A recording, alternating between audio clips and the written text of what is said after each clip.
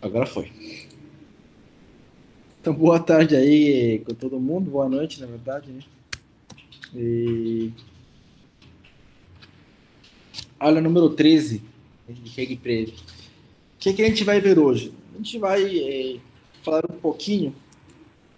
Opa, escrever alguma coisa aí.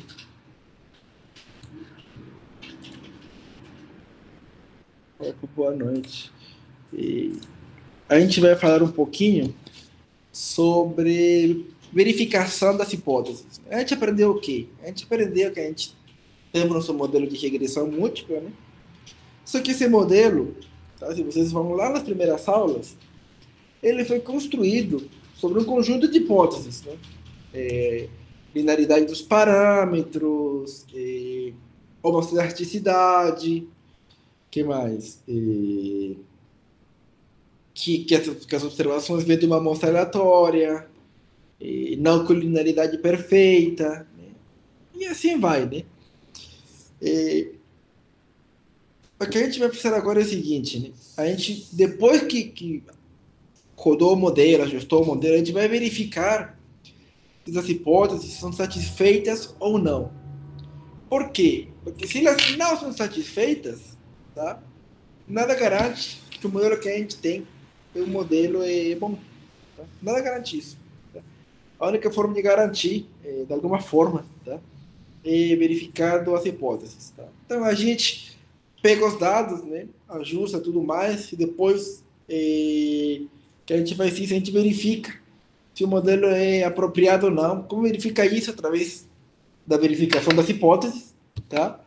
Se ele é apropriado, beleza, a gente comemora e acabou o problema. Se ele não é apropriado, a gente vai ter que aprender, né, a fazer algumas coisinhas a mais para ver se a gente chega no modelo apropriado. Tá? Então, beleza, né? Essas foram as hipóteses, né? As 6 hipóteses sobre as quais a gente construiu nosso modelo de regressão múltipla. Né? Linearidade dos parâmetros, amostra aleatória, colinearidade não perfeita, média condicional zero, variância constante e normalidade. Tá? Mas o que acontece se algumas dessas hipóteses não são verificadas? O que vai acontecer, tá? Que os resultados que a gente obteve no nosso modelo eles vão ser instáveis, né? Ou seja, você pode trocar de uma amostra para outra e pode obter resultados completamente diferentes. Né? E não é aquilo que a gente quer. Né? A gente quer ter o resultado, né, que seja consistente. Né? E se você pegar outra amostra aleatória, né, qualitativamente você vai obter as mesmas conclusões. Né? Se o teu modelo depende exclusivamente desses dados, né, a gente fez uma coisa não tão certa assim. Então, a gente vai verificar, né, para não ter esses problemas depois. Né? E, E embora a gente, quando ajusta o modelo, tem, por exemplo, algumas estatísticas importantes, né, como o R quadrado, né, R quadrado ajustado, o teste T, teste F, que a gente discutiu a profundidade na última aula, né, essas estatísticas, né, esses resultados, não nos permitem saber se as hipóteses foram violadas ou não. Então a gente vai ter que trabalhar mais um pouco ainda para verificar essas hipóteses. E quem que vai ser o cara que vai nos ajudar nessa tarefa? Quem vai nos ajudar nessa tarefa são os resíduos, né? Que são quem? O valor observado, né? O yi, menos o valor estimado, né? Que é o yi chapéu, né? Que quem que é y chapéu é basicamente beta chapéu multiplicado pelos valores de x, né? Isso daí é meu y chapéu. Então essa diferença são meus resíduos, tá? Então, a gente vai analisar esses resíduos, né? Porque essa análise de resíduos é uma forma eficaz de descobrir vários tipos de inadequações do modelo. A gente vai ver várias coisas que a gente consegue descobrir simplesmente olhando para os resíduos. Tá? Só que temos vários tipos de resíduos. Tá? Temos esse resíduo aqui que é o padrão, tá? Esse é o resíduo padrão, né? Que é dado pelo valor verdadeiro menos estimado. Tá? fazendo um pouquinho de contas, a gente vai chegar, né, que na verdade esse y chapéu é x transposto a beta chapéu, né, e beta chapéu dado por esse cara aqui, x, x transposto a x, tudo isso é uma x transposto a y, e a gente consegue escrever, né, se chamar tudo isso de matriz H, como 1 menos H multiplicado por y. E tudo isso é nosso resíduo de padrão. Diferentes formas de escrever ele em forma matricial, claro. Né? Então, na verdade, o que a gente está fazendo é simplesmente calcular essa diferença. Né? Mas a gente pode também padronizar esses resíduos, né? Dividindo cada resíduo pelo respectivo desvio padrão. Né? Então, por exemplo, antes que você calcular a variância, né, desse resíduo, né, dado que esse U chapéu ele é um vetor, né, e esse UI é o iésimo elemento do vetor, né, a gente obtém esse UI multiplicando esse vetor linha por esse vetor coluna, né, onde esse vetor linha vai ser, todo mundo tem 0, mas na posição I vai ter o número 1. Né? Simplesmente multiplico, né, elemento a elemento, tudo vai ser 0, como eu vou somando, o único ponto onde não vai ter 0 vai ser no iésimo elemento, né, que vai ser o UI chapéu. Né? E a variância desse cara, né, por propriedade, é que a gente pega esse vetorzinho que está multiplicando, né, que ele vai sair em ambos os lados. Né? No lado esquerdo vai sair como o vetorzinho mesmo, e no lado direito como o vetorzinho transposta. Né? E essa variância de U chapéu, na verdade, é quem? U menos H, né, dado x, né, U menos H, porque esse H depende de x aqui em cima, sigma quadrado, que é a variância do y, no fundo, que a gente tem nas suposições. Logicamente que esse aqui é sigma quadrado, porque estamos assumindo uma elasticidade. Então, beleza. Né? Então, se eu faço essas multiplicações, né, por esses vetores linha e vetor coluna, eu vou pegar a posição II, né, da matriz H. Né? A posição II da matriz H, que é esse elemento H' II, né, que é H vai ser uma matriz, né? Eu vou pegar, na verdade, esse elemento II, né, que está na diagonal. Não? A linha I, coluna I. Então, esse cara aí vai ser a variância do meu resíduo iésimo. Né? Então, se eu quero padronizar meu resíduo, né, eu pego esse resíduo e divido pela raiz quadrada da variância. Né? Então, estou padronizando cada um desses resíduos padrão, né, por uma versão padronizada desse resíduo. Né? Tá? E outro resíduo, né, é fazer o seguinte, né? A gente vai padronizar também, tá?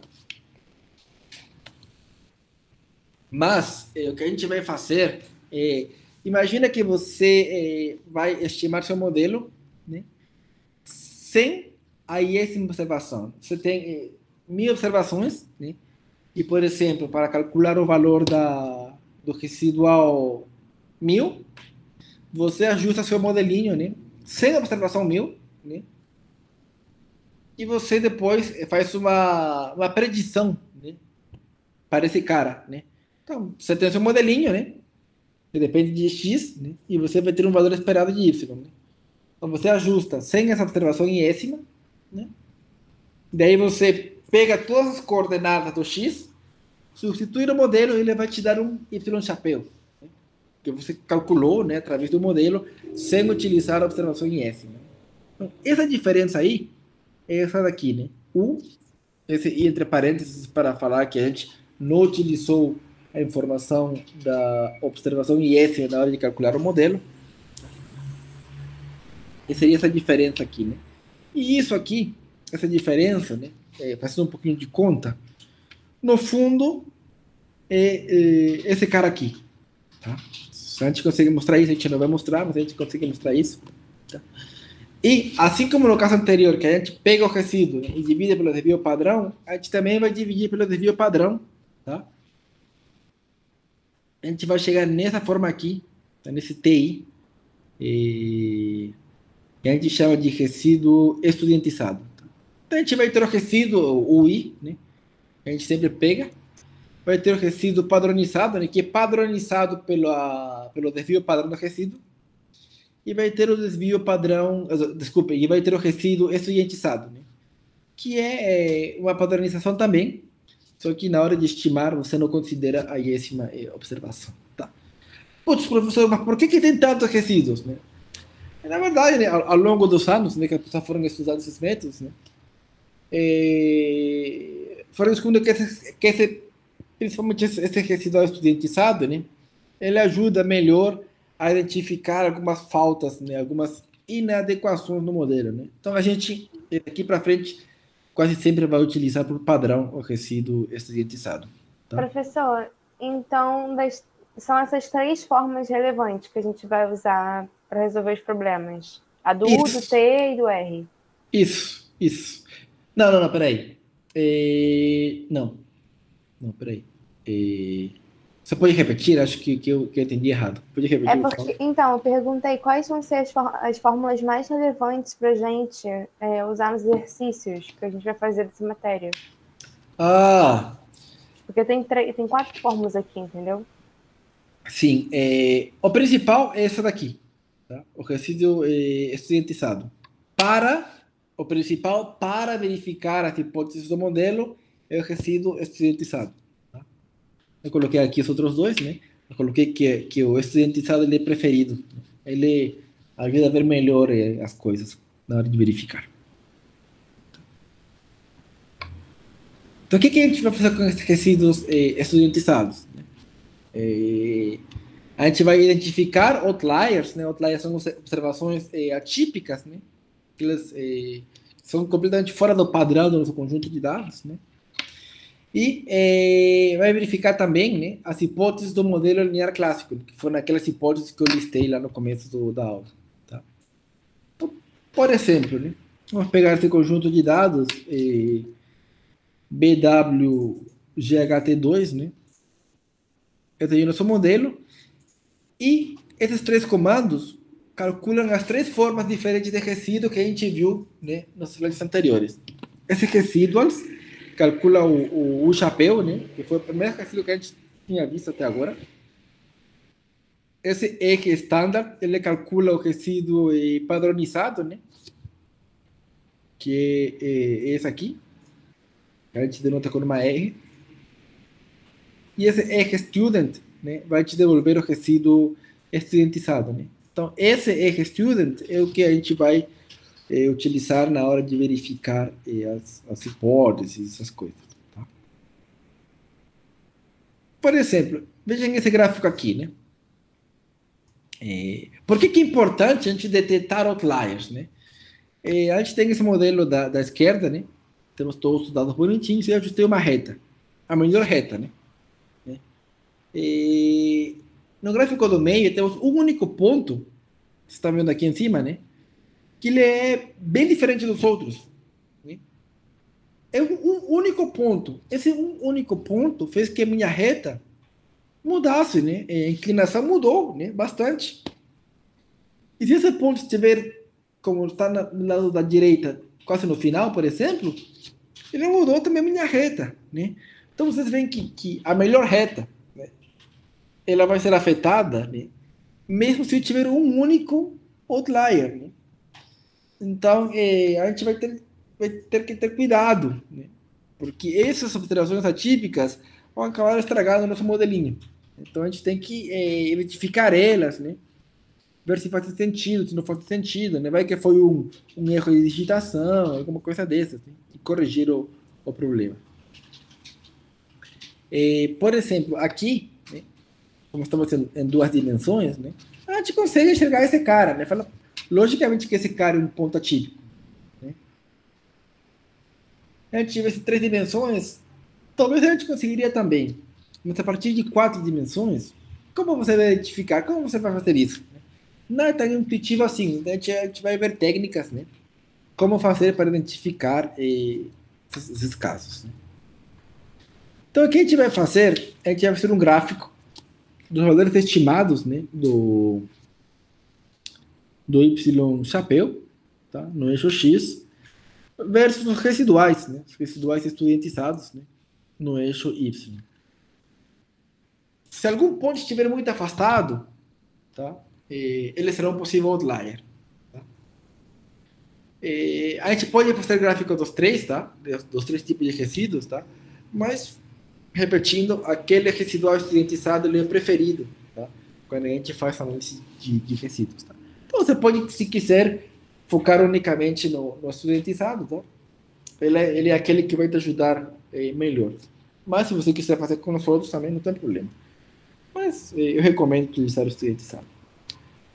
Por exemplo, aqui, né? Estou fazendo o gráfico que eu pedi aqui, né? Gráfico dos valores estimados, né? E chapéu versus residuais. Um modelinho qualquer, né? Da direita são sem outliers e da esquerda são com outliers, né? E pegando em cada linha, né? Os resíduos, o resíduo padronizado e o estudantizado. Se você tiver um outlier, o que vai acontecer? Você vai encontrar um cara parecido com esse aqui, ó. Você vê que tem um ponto aí que parece que não está na mesma onda dos outros. Esse ponto é um possível outlier, né? Um cara que a gente tem que monitorar para ver o que aconteceu, quem que é esse cara. Então, como que a gente fez isso? Graficou o Y chapéu com os resíduos. Tá? Professor, Sim. então o outlier é sempre o que está mais afastado. Por exemplo, no caso, esses três da esquerda. Eu não poderia ficar em dúvida se esse do meio da direita é um outlier, por exemplo. No meio da direita. Esse aqui? Que tá. Não. Qual? Da direita. Ah, da direita? Isso, esse do meio. Qual do meio? Não, são três, né? Aí eu tô falando do meiozinho. Ah, tá. Esse cara aqui. Isso. Por que eu não posso ficar na dúvida se esse do cantinho direito é um outlier, por exemplo? Porque ele não é tão... Esse carinha aqui, por exemplo? Ele tem que ser discrepantemente... Isso, porque ele não tá tão diferente assim dos outros. Ele tá mais ou menos perto, né? Mas esses caras da esquerda, você vê que eles estão muito diferentes. Então, está muito diferente, você começa a duvidar, né, se essa observação está certa. A ideia é essa, né? Você vai fazer um gráfico, se você da direita, você não vê que tem nenhum cara muito, assim, muito diferentão, né? Mas na esquerda você vê que tem um cara diferentão. Tem esses diferentões, né, é que a gente vai ficar de olho. Tá, e vai ser sempre com esse tipo de gráfico. A gente não consegue ver com outro tipo. Principalmente com esse tipo de gráfico. Você pode também fazer o gráfico de quem? Dos resíduos, né? Com cada uma das variáveis dependentes, com cada um dos x, né? Mas mais fácil é você fazer com o Y chapéu.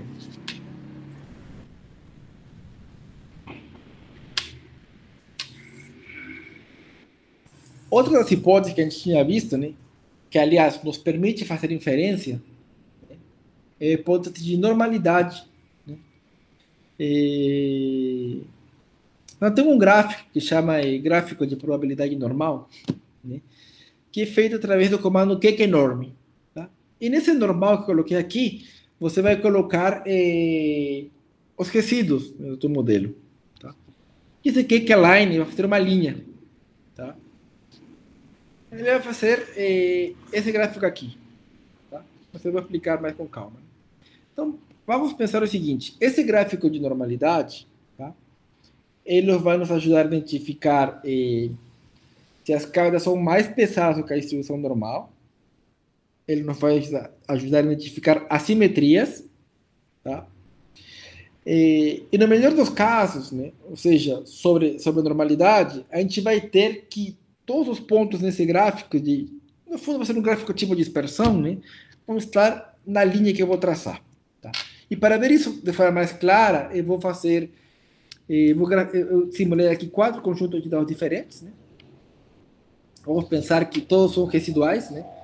Da distribuição normal, que vocês já conhecem.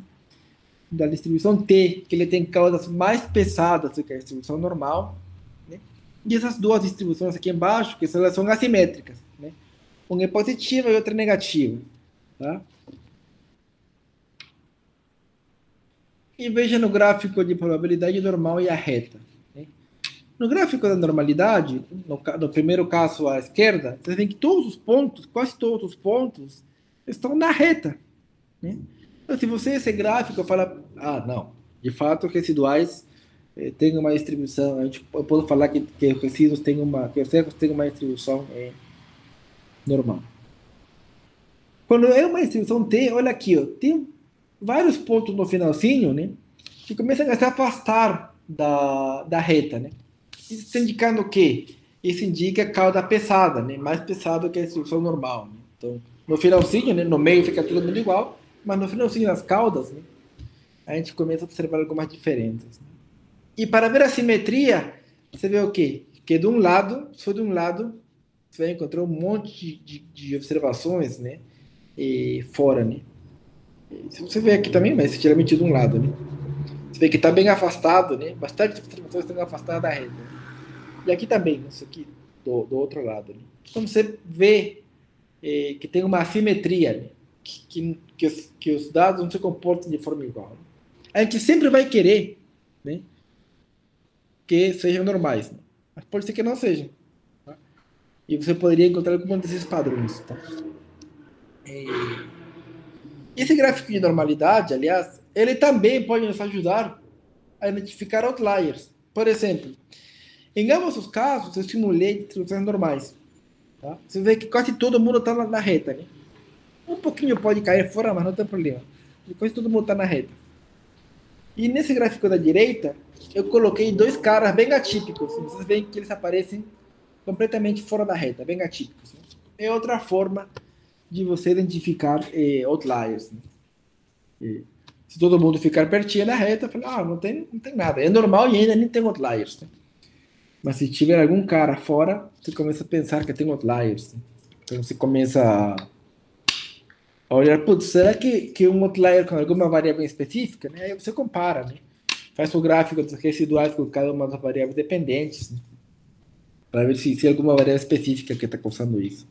Professor, mas por que é tão relevante? Porque, por exemplo, todos os pontinhos estão na linha, só tem uma bolinha fora. Por que isso é tão relevante?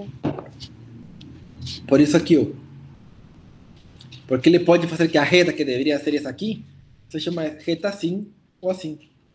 Isso que significa? Que ele vai dar um beta, né, muito diferente para ter o x. Né? Por causa de uma única observação, eu tive uma mudança na minha reta. Né? Então você poderia dizer que a variável é muito importante, quando na verdade a variável nem é importante assim.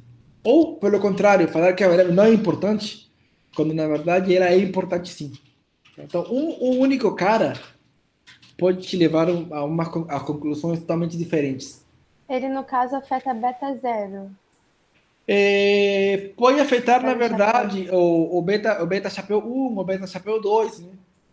Você não sabe exatamente. Né? Então, é por isso que é importante a gente ver se isso está acontecendo com os dados. Né? Você vê que tem dois, né, que parecem inofensivos, mas quando você volta lá no coisa, você vê que esses dois poderiam ter um efeito enorme na tua reta. Professor, o beta que vai ser afetado depende da variável que eu estou considerando como x, né, no caso. Sim, mas pode ser que, por exemplo, né, individualmente a gente não consiga pegar um outlier, mas quando você considera todo mundo, aparece um outlier. Né? Ele vai afetar vários caras, não necessariamente se associado a um X específico, né? Pode afetar a vários também. Então, é por isso que é um problema, né? Porque de qual que é? Você não sabe, né? Você não sabe que vai afetar a reta, mas como afeta, você também não sabe. Né? Então, como você não sabe, você não confia mais na sua análise, né? Porque fala, putz, será que ele afetou a mais, afetou a menos? O que ele fez? Você não sabe. Então, por isso que é complexo isso aí. Bom, então a gente já viu o quê? Que os residuais, eles ajudam a identificar outliers, a identificar normalidade, que é importante para fazer inferência estatística, né? Principalmente quando temos uma amostra pequena, né? Porque a gente já viu que amostras grandes, se não tiver normalidade, nem aí, né? Porque para ter um resultado limite, né? E pela linha dos grandes números, basicamente, vou conseguir fazer inferência também. Tá? Mas principalmente em amostra pequena, eu preciso ver essa normalidade. Outra coisa que os residuais me ajudam a verificar é homoelasticidade e forma funcional do meu modelo. O que é homoelasticidade? Homo é de igual. Né? Então, homoelasticidade quer dizer variância constante, variância igual. Então, o que eu espero? Se minha variância é igual, né? Lembra-se que estou no gráfico de Y chapéu versus os residuais. Né? Se minha variância é igual, eu espero que, independente do valor que for meu Y chapéu, a variabilidade que tem do resíduo é constante. Por exemplo, esse cara aqui, que está no canto superior esquerdo.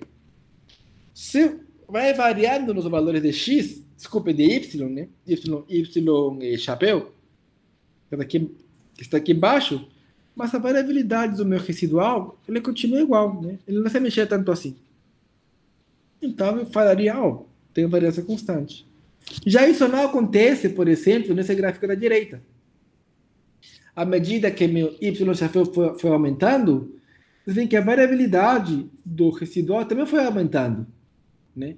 Quer dizer que aí não tem variância constante, né? Porque ele está variando segundo o meu y chapéu. Né? No gráfico inferior da esquerda, o que acontece? De novo, né? Dependendo do valor de y chapéu, né? Por exemplo, no meio, o residual tem uma variabilidade maior do que dos cantos, né? Que tem uma variabilidade menor. Então, esse canto inferior esquerdo também não tem homoelasticidade. O cara inferior direito, você vê que a variabilidade dele é basicamente a mesma. Né? Ela não varia muito assim. Né? O que varia é a forma dela. Né? Ou seja, esse cara aqui é homoelástico, sim. Tá? Mas como a gente encontrou uma forma funcional aí diferentona, pode ser que a gente esqueceu, né, de incluir um quadrado, por exemplo, no modelo. Né? Ou aplicar um logaritmo, né, no y, talvez. Né? Então, alguém lembra que alguém perguntou como sei se tenho que incluir um quadrado, se eu tenho que incluir um logaritmo. Né? Se no final que você faz seu modelo e você plota, né, faz o gráfico do valor estimado, do residual, encontra uma forma funcional esquisita, né? É porque você esqueceu ou colocar um quadrado, ou um cubo, ou um logaritmo, ou alguma coisa. O que a gente gostaria de obter é um cara que nem esse aqui, o superior esquerdo. Né? Um cara que parece totalmente aleatório, né? Que não tem padrão nem nada. Esse que a gente quer encontrar. Para a gente nem encontrar, a gente vai ter que trabalhar um pouquinho. Pode perguntar aí. Quem escreveu? Deixa eu subir aí. Oi, professor, fui eu. Oi. Eu perguntei o que é essa homoelasticidade. Essa homoelasticidade é... homoelasticidade. Eu coloquei homem, né? É homo, na verdade. Homoelasticidade. Eu escrevi tudo errado aqui. É homoelasticidade. Nossa, tá muito errado aqui. É assim, ó. Homoelasticidade. Homoelasticidade. Deixa eu ver se eu consigo escrever aqui de alguma forma. Bom, mas essa homoelasticidade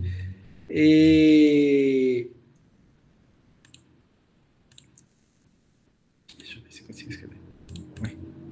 Não, senão é isso não. Homoelasticidade. É isso. Essa homoelasticidade significa que a variância, a variabilidade dos erros, né, é constante. Tá? Homo de igual, né, constante. Então, e por que eu quero isso? Porque essa é uma suposição, uma hipótese, na qual meu modelo de regressão foi construído. Então, se essa hipótese não é verificada, eu não confio mais em nada que eu fiz, né? Porque, assim, eu construí todo o modelo assumindo uma coisa, mas na verdade essa coisa nunca aconteceu, né? Então, nada garante que esse modelo funcione para alguma coisa, né? Essa é a triste realidade, tá? Então, o que acontece na prática, né? Se você identificar não linearidades, como nos casos de baixo, por exemplo, você vai ter que voltar ao teu modelinho, né, e incluir um quadrado, um cubo, um logaritmo. Se você identificar que não tem homocerticidade, a gente tem algumas alternativas também que a gente vai ver daqui a pouquinho sobre como lidar com esse problema, tá? Então, né, esses gráficos, né, para verificar homocerticidade de forma funcional, né, são feitos sempre com os resíduos estudantizados, né? Então, o modelo A, que era aquele que estava superior à esquerda, né, é aquele que parece estar ok, né? Já o B e o C, né, aquele que está na, acho que chama de diagonal secundária, né? Nesse cara aqui, superior direito e inferior esquerdo, eles não mostram homocerticidade. E nesse cara que está no inferior direito, ele mostra uma homocerticidade, mas não mostra uma linearidade. E uma das hipóteses foi que nosso modelo era linear os parâmetros, né? A gente não está vendo essa linearidade, né? Então, ele nos está avisando, né, que pode ser que a gente fez uma coisa errada na modelagem. Então, a gente vai detectar isso para voltar, né, de novo no processo. No trabalho de vocês, por exemplo, vocês vão ter uma ideia, vocês vão colocar mais variáveis, vão rodar o modelo, né? Depois que rodar o modelo, vocês vão ter que verificar essas hipóteses. Se vocês encontrarem uma forma esquisita, vocês vão ter que voltar no modelo, né, e tentar corrigir o problema, incluindo alguma coisa quadrada, logarítmica, alguma coisa que vocês acreditem que faça sentido, tá?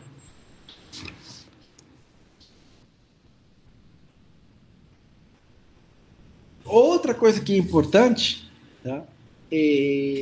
Lembre-se que nosso modelo foi construído sobre a suposição de que estamos trabalhando com uma amostra aleatória.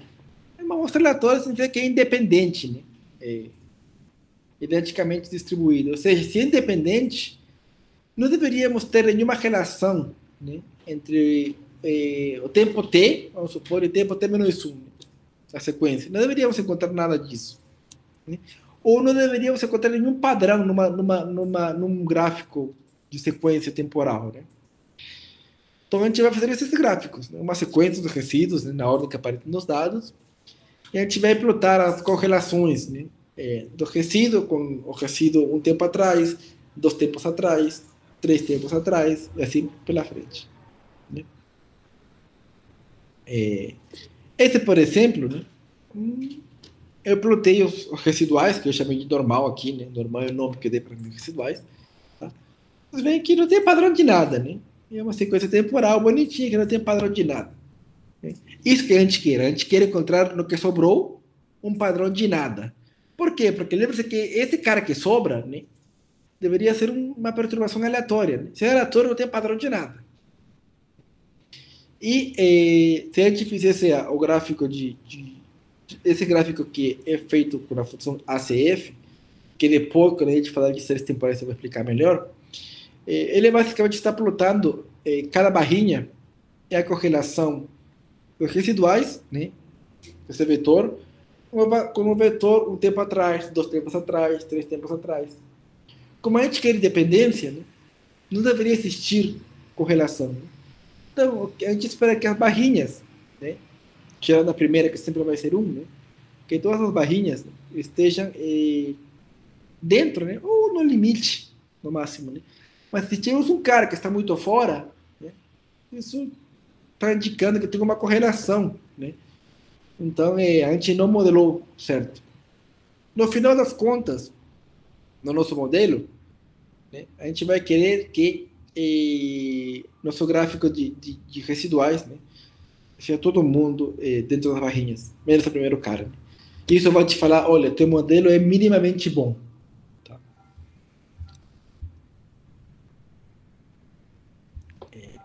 Então, então quer dizer que fazer o LM do modelo, né, que era ajustar o modelo em summary, não é o final. Não é o final. Na verdade, é o começo do teu processo de modelar dados, né? Depois que você faz teu modelo inicial, você vai fazer o quê? Você vai fazer um gráfico de sequência, né? Que é esse gráfico aqui, né? Tem esse ponto plot dos seus resíduos, ou uma função de autocorrelação dos resíduos. E se tem alguma correlação fora das barrinhas, é porque o modelo não pegou tudo que tinha que pegar. Então, temos que tentar mais até levar tudo para que fique dentro das barrinhas, né? Você vai fazer também o gráfico dos resíduos versus os modelos ajustados, né? Para que isso, né? Vai nos ajudar a pegar observações atípicas, né?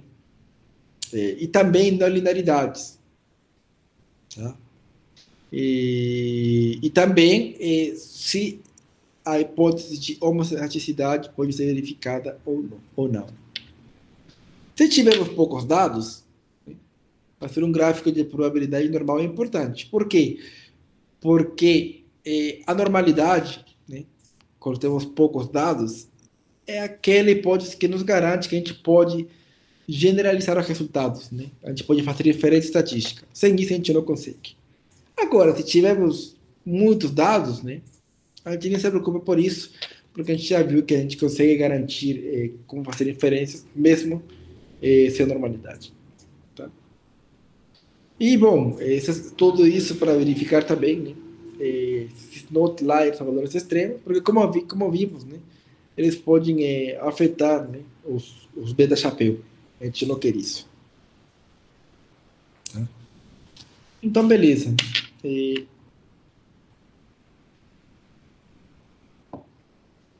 A gente identificou aí algumas coisas,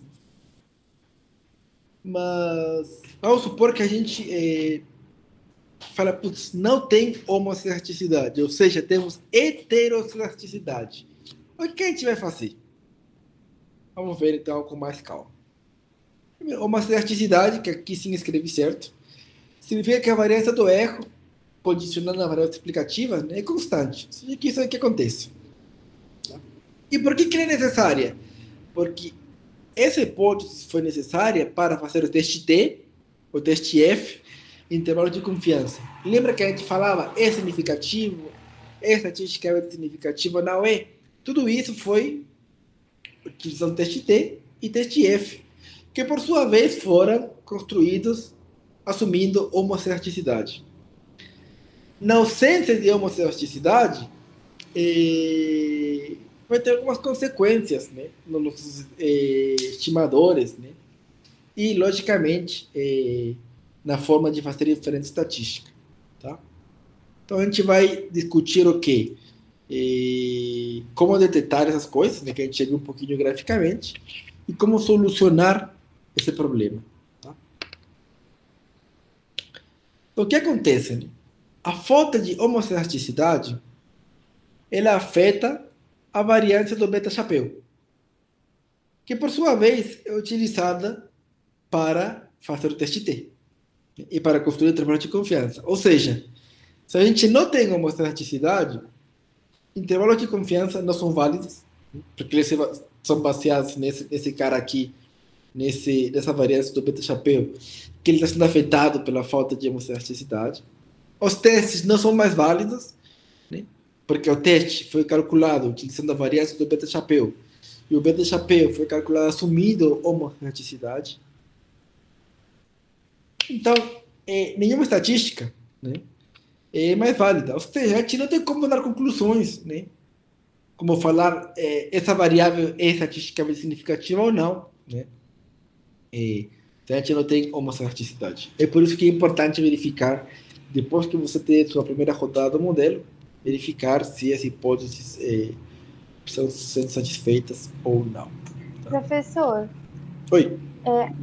A falta dessa heterocedasticidade, ela afeta o intervalo de confiança, que eles não são mais válidos, foi isso? Isso, a falta de homocerticidade, na verdade. Ah, tá. Tá bom. Uhum. Todas as contas que a gente faz, na verdade, utilizando essa variância de beta-chapéu, não servem mais. No fundo é isso. Por quê? Porque essa variância do beta-chapéu, se vocês voltam lá na parte de inferência, depende do parâmetro sigma. Ele está assumindo que é constante. Mas como não é, a gente não pode fazer mais nada. Professor, final, mas assim, a falta dessa homo não seria pelo fato de estar dessa heterocedasticidade estar regendo o problema ou não? Isso, na verdade, a falta de homocerticidade chama heterocerticidade. Assim, como não é homo, é hétero. É isso que eu estou falando. Não é igual, é diferente. Né? Homo é igual, hétero é diferente. Né? Homocerticidade. Como não é igual, é diferente. Então, é isso que você falou. Né? Então, como temos heterocerticidade, ou seja, como não temos a falta de homocerticidade, ou seja, temos heterocerticidade, a gente precisa corrigir esse problema, né? A gente precisa corrigir a estimação desse cara. Né? E para isso, existe um estimador, né? Que é o estimador de White, tá? White, não sei como que pronuncia. Vai ser uma correção, tá? Para estimar esse cara. E essa correção vai nos permitir fazer inferência estatística com esses caras, com essa variância do beta corrigido. Tá? Professor, nesse caso, então, como tem heterocedasticidade, a gente não vai usar aqueles testes de hipótese que a gente fez, Isso, não vai o usar mais teste não. T e teste F. Isso, não vai não. A gente Então, tem que sempre antes de eu fazer o teste dessas hipóteses, eu preciso necessariamente conferir se tem heterocedasticidade. Exatamente. Exatamente. Né? Antes de interpretar os parámetros, concluir, a gente precisa saber se o nosso modelo é válido. E parte de ser válido significa corrigir essas coisinhas lá. Né? Mas vamos supor que é heterocedástico. É difícil, eu sei, homocedástico é difícil.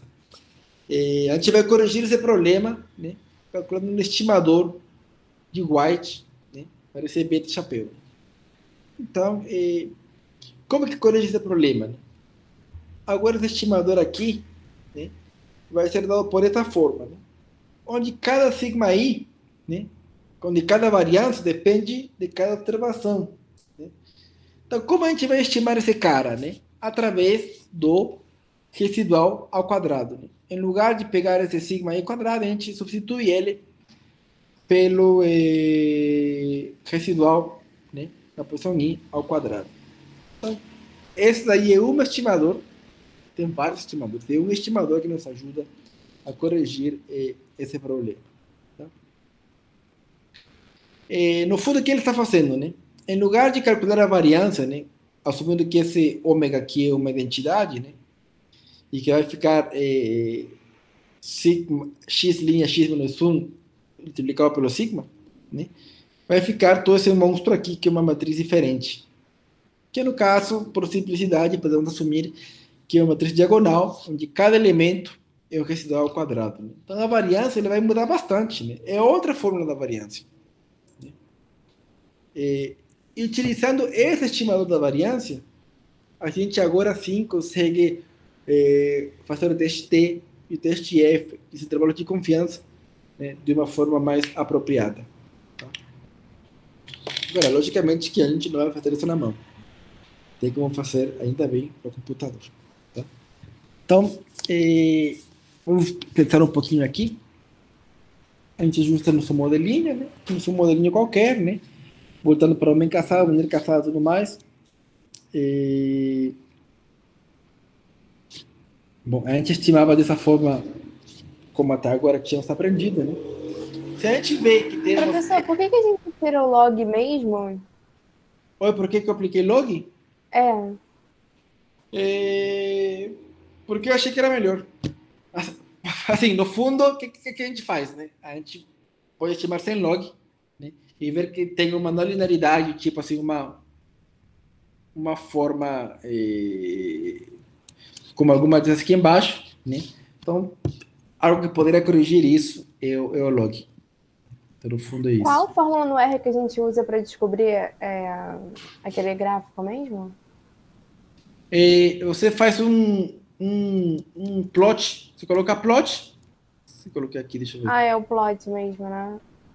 É um plot mesmo. Não, plot não. de Y. Esse aí. É um plot, mas pode ficar tranquilo que vai ter um laboratório sobre isso para a gente entender com calma. Tá? Mas é um plot de Y chapéu versus residuais. Tá? A gente vai ver isso com calma como que faz no ECA, pode ficar tranquilo. Ai, não tô tranquila, não. Sendo bem sincera. Caraca, muita coisa, professor. Não, eu sei que é muita coisa, eu sei que é muita coisa. Mas bom, o que eu vou fazer aqui? Eu vou corrigir, eu vou pensar que tenho heterocerticidade, tá? Então eu tenho meu modelinho que eu ajustei aqui normalmente, tá? Como sempre faço.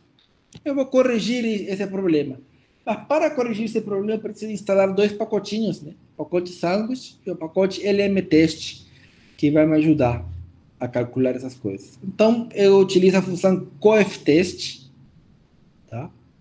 Que recebe como argumento meu modelo que eu calculei de forma normal, tá? E tem um argumento que é VCOV, né? que é a matriz de covariância, que eu vou calcular através dessa função aqui, né? VCOV HC, modelinho e type HC. Com isso daí, eu estou calculando um estimador robusto da matriz de variância do beta, que ele vai incluir no modelo e me dar essa numa tabelinha aqui, tá? Com os valores corrigidos. Né? Você vê que tem o mesmo padrão da anterior, né? Que tem o desvio padrão, o valor T e o p-valor. É igualzinho, a interpretação é a mesma. O único que ele utilizou um valor diferente para calcular o desvio padrão do beta. Né? Por quê? Porque estou assumindo que temos heterocerticidade, tá? E, por exemplo, esse daqui eu fiz uma comparação, né? Os betas são os mesmos, eu tenho desvio padrão calculado de forma que nem a gente sempre faz, e outro desvio padrão, né? Calculado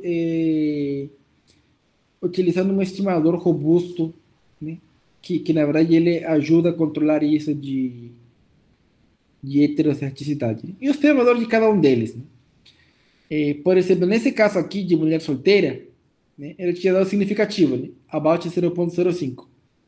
Mas utilizando um estimador robusto à heterocerticidade, ele deu maior. Então ele não é estatisticamente significativo. Então vocês veem que alguma conclusão poderia mudar, né? Dependendo se meus dados são ou não homocedásticos. Né? Porque se são homocedásticos, eu continuo da forma padrão. Se são heterocedásticos, eu vou ter que corrigir o problema e utilizar o estimador de White. Né? Professor, agora eu fiquei perdido. Como que eu vejo se é homocedástico ou não? Tem a formulinha? Uma forma através de um gráfico, mas agora a gente vai ver um teste para detectar isso. Tá? A gente vai ter que fazer um teste para ver se é homocedástico ou não. Tá? Então, mas por enquanto vamos ver esse gráfico, né? Que foi a única forma que a gente aprendeu. Então, aqui eu fiz o gráfico errado, na verdade deveria ser primeiro o valor ajustado e depois os residuais. Esse aqui tanto faz, você pode pegar residuais, o residual padronizado, estudiantizado, né? E você pode usar qualquer um, tá? Mas às vezes para o olho fica mais fácil ocidentizado.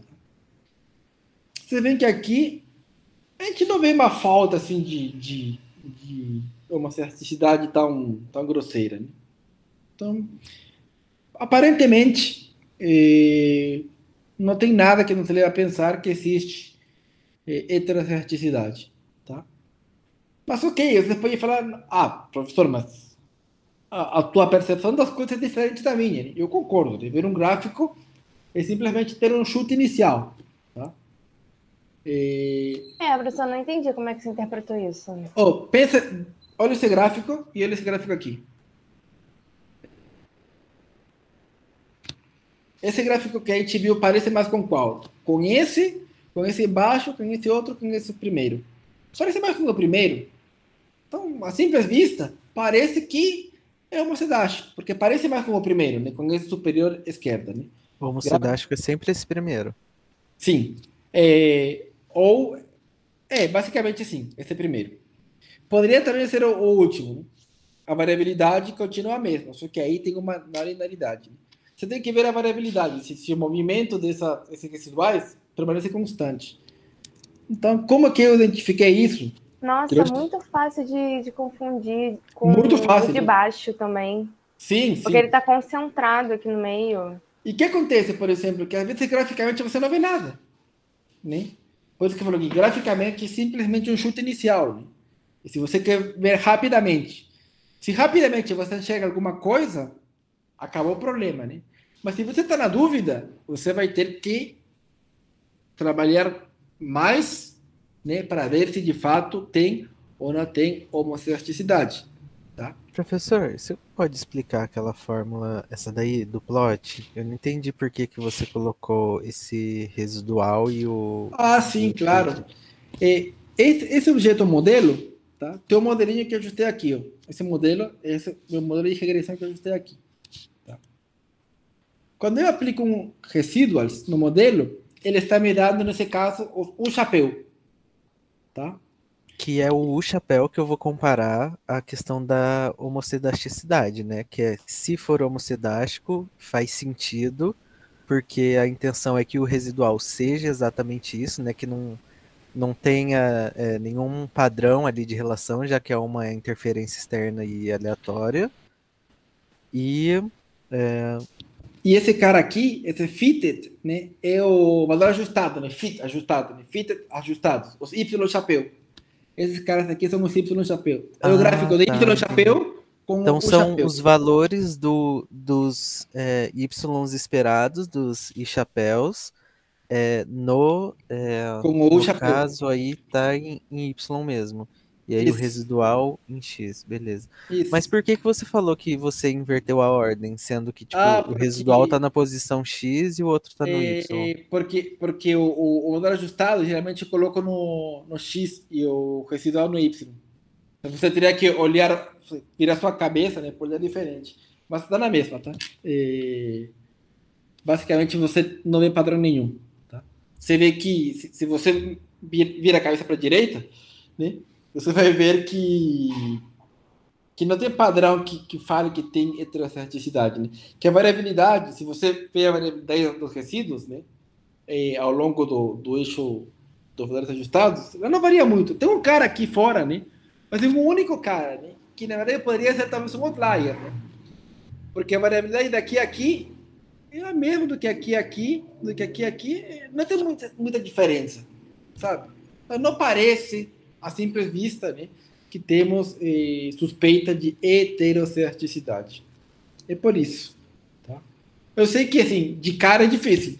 Só vai falar, professor, você identificou porque tem 80 mil anos trabalhando nisso, né? Isso é verdade, né? É por isso que eu deixei o trabalho, por exemplo.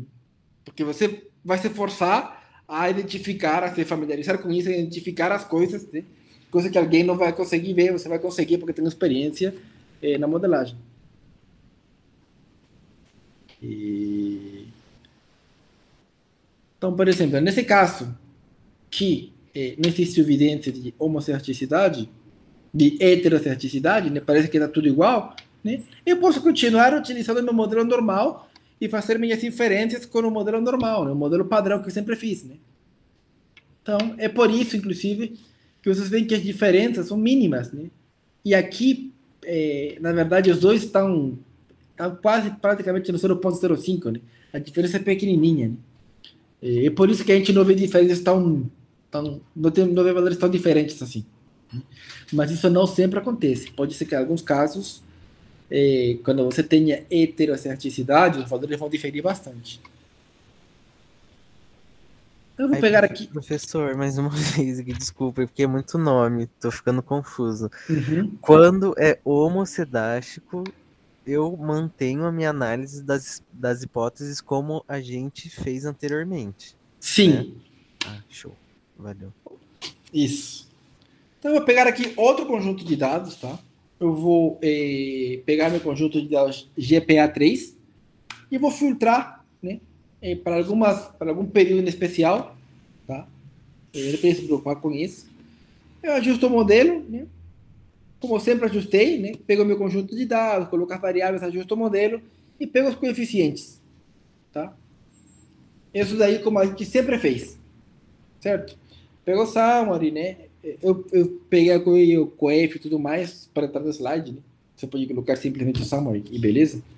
Professor, o que é Sim. aquele no GPA que você colocou esse filter, term, É esses dois simplesmente iguais, que eu não entendi o que é também. que eu não quis utilizar o conjunto de dados todo, né? Quis utilizar para um subconjunto desse conjunto de dados todo, né? Aquele subconjunto que tem a variável term aqui, né, igual a 2. Né? Lembra aqui, 2 iguais é para falar quando é igual a alguma coisa, porque igual é para atribuir um valor para alguém. Então, 2 iguais é para comparar uma igualdade. E o que é esse termo? Não entendi também. É uma variável? Esse termo é uma variável que eu não vou considerar no modelo, tá? É simplesmente uma variável estou utilizando para filtrar. Tá? Vamos supor que seja ano, né? Que eu quero apenas pessoas do segundo ano. Tá? Vamos pensar que é assim. Né? É uma regressão em alunos de segundo ano. Mais ou menos assim. Tá? Então, eu ajusto o meu modelo. Né? E como eu ajustaria se eu tivesse heterocerticidade? Né? Coloco o modelo, o comando coeftest, meu modelinho, e calculo a variância dessa forma. Né? VCOV-HC, modelo, e coloco type HC. Né? E vai me dar a mesma tabelinha, só que com outros valores do desafio padrão e, consequentemente, então, do valor T e do P-valor. Tá? Então, de novo aqui, né? Tenho ambos os valores, né? A variância calculada assumindo homocerticidade e a outra que é uma correção para heterocerticidade e os P-valores, né, calculados com cada um deles. Né? Então, beleza. Vocês veem que todo mundo levou à mesma conclusão. Tá? E as diferenças também não são muito grandes. O que aconteceu? Se as diferenças não são muito grandes, provavelmente, quando a gente ver o gráfico, é porque não deve ter heterocerticidade. O gráfico deve estar muito na mesma variabilidade. Tá? A gente vai ver mais para frente. Mas a gente só falou do TXT por enquanto, né? Mas homocerticidade, a falta de homocerticidade, ela também pode afetar o teste F. Então, também tem uma forma robusta de fazer o teste F. Tá? Vocês lembram que o teste F era modelo restrito, pegava uma nó e fazia, né? Então, beleza, né? Essa é a forma padrão, como você faz, né? O teste F. Que a gente discutiu, acho que na aula passada. Né? Mas essa forma a gente não pode utilizar se tivermos heterocerticidade. O que a gente faria? A gente, para fazer essa estatística F, utiliza a função WorldTest, que ele vai fazer o teste F também, tá? Colocar no modelo restrito e restrito, só que ele vai utilizar a matriz de covariância com o estimador de White que a gente calculou. Né? E ele vai fazer uma correção também. Né? Então, essas são as partes chatinhas. Né? Mas como tem os comandos, é só rodar e se acostumando. E bom, como eu falei, né? Eu fiz o gráfico dos residuais com os valores ajustados. E, de novo, a gente não, assim, não tem cara de ter heterocerticidade. Na variabilidade, vocês veem que é quase a mesma coisa. Né? Não tem alguma coisa muito absurda. Assim. Então, é por isso que os valores aqui, né? Nessa tabelinha de comparação, deu tudo tão próximo. Né? Porque, na verdade, nossos dados são homocedásticos. Né? A gente não pode falar que não são. Tudo através do grafiquinho. Tá? Agora, a gente viu exemplos, né? Onde não tem muita diferença, porque na verdade tínhamos uma certicidade. Né? Então, tanto faz qual que utilize. Se não me engano, esse estimador aqui, ele é heterocedástico. Se não me engano. Tá? Vamos ver. Então, bom, a gente vai tentar fazer o teste T, teste F e tudo mais, como a gente já discutiu. Fazer o teste F aqui, lembra, modelo restrito, modelo restrito. Essa é uma comparação aqui do que quando eu faço o modelo, como sempre a gente fez, e com a correção de White, Vejam que aqui, por exemplo, essa variável aqui, AVG sem quadrado, quando a gente pega o modelinho de sempre, ele dá 0,08, né? Bem acima de 0,05. Mas quando a gente pega o estimador de White, a correção, ele deu bem abaixo de 0,05. A conclusão é completamente outra, né? Um fala que não é estatisticamente significativo e outro fala que é estatisticamente significativo. E aí, em qual você acredita? No que assume homocerticidade ou aquele que não assume homocerticidade? Isso daí vai depender se os dados são homocedásticos ou não são homocedásticos. E a mesma forma para a estatística F, né? Você pode calcular a estatística F, olha aqui, da forma clássica, né? Que vai te dar um p-valor acima de 0,05. A gente pode calcular a estatística F da forma robusta, né? Que vai ter um p-valor abaixo de 0,05, ou seja, os dois estão te levando a conclusões completamente diferentes. Tá? Então você vai ter que escolher por um, né? Qual que a gente utiliza? E veja que aqui, de fato, você vê que tem uma forma de triângulo. Você consegue traçar um triângulo. Você parte aqui, aqui. Você vê que a variabilidade é diferente, né? Aqui para o T certo, tá ajustado aqui no eixo X residual, né? Você vê que à medida que o valor ajustado aumenta, a variabilidade também aumenta. Ou seja, aí não tem homocerticidade. Temos que heterocerticidade. E se temos heterocerticidade, a gente não pode utilizar nem a estatística T, nem a estatística F padrão. Ou seja, a gente teria que utilizar, né, nas diferentes estatísticas, teria que estar baseada nessas caras robustas. Tanto no teste F robusto, quanto no teste T robusto, que é através do estimador de White. Alguém entrou aí na aula, eu acho. Acho que alguém entrou aí. E vocês veem, né, que nos dois primeiros casos, tudo estava quase igual, né, porque era homocedástico. Agora que temos heterocerticidade, aí fica confuso, né? Putz, um resultado me leva a coisa completamente diferente. Sim, porque aquele que está sendo feito da forma clássica está errado, né? Porque está sendo calculado sobre homocerticidade, sendo que não tem, né? Então você tem que confiar naquele que assume, que na verdade não assume homocerticidade. Então, beleza, vamos lá. Então a gente fez um gráfico aí, né? Esse gráfico de valores ajustados e residuais, né? E vimos que parece ter heterocerticidade. E essa heterocerticidade, né, afetou a variância, né, do meu Beto Chapéu. E além disso, antigamente, né, quando todas as suposições do número são satisfeitas, esses Beto Chapéu que eu calculo são os melhores estimadores lineares não visados que eu tenho. Que a gente não consegue um outro melhor. É o melhor. Só que quando temos heterocerticidade, esse cara não é mais o melhor. Pode ser que exista outro que é melhor.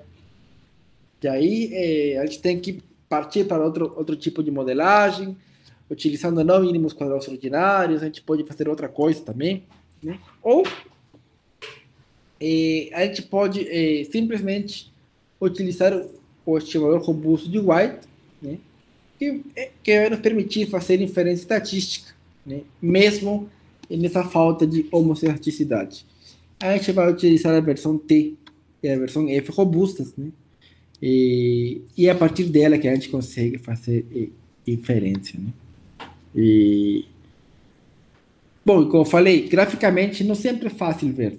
Você tem que conhecer muito essa análise, né, para saber, né? Então tem testes para fazer isso, tá? Tem o teste de Bruce-Pagan e o teste de White, tá? O que eles assumem? Pensa comigo. Se temos homocerticidade, ou seja, se a variância é constante, né, a gente não deveria encontrar nenhuma relação, né, entre os resíduos ao quadrado e alguma das variáveis explicativas, né? Porque se tem uma relação, quer dizer que essa variabilidade está dependendo do x. Mas isso significa que não temos homocerticidade. Né? Então, o teste de Bruce-Pagan, ele faz uma regressãozinha dos residuais, né, com cada uma das variáveis dependentes do modelo. Tá? Se a gente encontrar que esses delta são estatisticamente significativos, né, quer dizer que a gente não tem homocerticidade. E o teste de White, ele pensa da mesma forma, mas em lugar de simplesmente incluir essas variáveis, né, ele inclui esses termos ao quadrado, né, e interação entre esses termos. Né? Mas segue a mesma lógica. Né? Se algum desses deltas for significativo, não temos homocerticidade. Ou seja, para termos homocerticidade, todos os delta, gama, sei lá o que for, todos esses caras têm que ser zero. Né? E se todos têm que ser zero, juntos, isso te faz lembrar de quem? Um teste F. Exatamente isso. A gente vai fazer o teste F, né? Para verificar se todos esses caras são zero, né? Ou se não são zero. Né? Então, vamos ter essa regressãozinha normal, né? Uma regressãozinha do preço com algumas dimensões da casa, né? Beleza. E em lugar de você se dar o trabalho de pegar as residuais, formar a regressão, já tem um comando pronto, tá? Que é o comando BP de Bruce-Pagan test. O teste de Bruce-Pagan. Que você coloca o modelo e você coloca aqui em valor padronizado true, tá? E ele calcula a estatística de Bruce-Pagan, que no fundo é um teste F, para ver se todos os caras são zero, né? Então, se isso daqui é menor que 0,05, você rejeita a hipótese nula. E hipótese nula é quem? A hipótese nula é que os erros são homocedásticos. Se você rejeita, está falando que os erros são heterocedásticos. Você faz esse teste para verificar se tem ou não evidência de homocedicidade. Heterocedicidade. Então, você não vai precisar mais de ter um olho tão afiado para ver se é homocedástico ou não. Você pode fazer o teste, né? E olhar para o p-valor, né? Se ele for menor do que 0,05, você rejeita a hipótese nula de homocedicidade. Se não for, você não tem evidência para rejeitar a hipótese nula de homocedicidade e segue o baile, como sempre você fez, né? Calcular outro modelinho do mesmo jeito, clássico. Tá? E se você quiser o teste de Bruce-Pagan, se você quiser o teste de White, você tem que incluir mais termos na sua regressão, né? Porque lembre-se que o teste de Bruce-Pagan só inclui cada uma das variáveis dependentes. Né? O de White inclui quadrados, essas coisas. Né? Você pode incluir manualmente. Mas eu vou parar na parte do Bruce-Pagan. Para mim tá bom já. Tá? Para não encher o saco de ninguém. Mas se você fica muito na dúvida, né? Vamos supor que teu p-valor fica muito no limite, 0,05, você pode fazer aí o teste de White, né? E matar a dúvida aí. Então, vamos voltar. A gente tem nosso modelinho, né? Lembre-se que nosso modelo anterior era com preço, né? E eu vi que tinha heterocerticidade, então eu falo, o que eu faço, né? Será que eu consigo levar para uma certicidade, se eu quiser? Né? Pode ser uma opção. Né? Eu posso tentar corrigir o problema na base, que é através de transformações de variáveis, né? Ou posso ficar com esse modelo heterocedástico, utilizar os testes robustos, né? Teste F, teste T robusto, para fazer inferência estatística, né? Que a gente já viu. Mas uma transformação que costuma ajudar bastante quando você encontra heterocerticidade é a transformação logarítmica. Então, aplicar logaritmo no preço, né, que eu não tinha aplicado, e ajustar de novo meu modelinho. Né? Então, eu ajusto meu modelinho com log preço, calculo o teste de Bruce-Pagan, e olha que maravilha, agora meu p-valor deu maior, né? No outro conto eu tinha dado aqui, ó. No outro eu tinha dado aqui menor. Eu rejeitava. Aqui eu não rejeito o H0. Né? Quer dizer que esse modelo com log preço, né? Tem uma erraticidade. Né? Aliás, eu não posso falar que não tem, né? Então eu posso continuar, né? Trabalhando com o meu modelo como eu sempre trabalhei. Né? Vocês veem que não tem uma solução única, né? Eu poderia ter escolhido tudo bem, é heterocedástico, eu vou fazer inferência com os testes robustos, ou eu posso fazer uma transformação e se eu tiver sorte e chegar no modelo homocedástico, eu faço toda a minha inferência estatística baseado no que a gente sempre viu na aula, né? Que é através do LM, do summary, né? Porque o meu modelo agora é homocedástico. Né? Existem várias formas de fazer. Por exemplo, no trabalho, né? Se várias pessoas têm o mesmo conjunto de dados, não necessariamente todo mundo tem que seguir a mesma linha, né? Uns podem falar, encontrei heterocedasticidade e escolhi dar inferência estatística utilizando os testes robustos. Outro fala, olha, eu encontrei heterocedasticidade, mas eu consegui fazer uma transformação, né? Que me levou a homocedasticidade e fiz a interpretação em inferência estatística utilizando a forma padrão. Tá? E não tem problema. Tá? Bom, aqui o teste de White, né, aplicado no novo modelo. Também a gente não rejeita H0. Tá? E só para terminar aqui, a gente tem, né, 2 testes para testar se temos ou não heterocedasticidade. Né? Só que esses testes foram construídos sobre as hipóteses 1 a 4. Tá? Linearia nos parâmetros, tudo mais. Né? Então, às vezes, né, a gente pode ter mais especificação do modelo, né? Ajustou como se fosse uma reta, não é uma reta, precisava incluir um quadrado, um logaritmo, alguma coisa. Então, primeiro, a gente tem que tratar esse problema de não linearidade. Tá? E por isso que, quando eu apliquei o log, funcionou, porque tinha uma não linearidade, eu apliquei log, ficou tudo linear, né? E aí eu não consegui pegar, né, alguma coisa dessas, de heterocedasticidade. Né? Então, o que a gente faz? Primeiro, verifica essa mais especificação do modelo. Né? Como que era isso? Se a gente encontrar uma forma, tipo assim, uma forma quadrática, né? Um polinômio em segundo grau, quando graficava os modelos ajustados versus resíduos. Né? Se você encontrar isso, é que tem uma má especificação do modelo, a gente precisa corrigir primeiro esse problema. Depois que você faz essa correção, né, ajusta de novo o modelo e vê se tem ou não heterocedasticidade. Tá?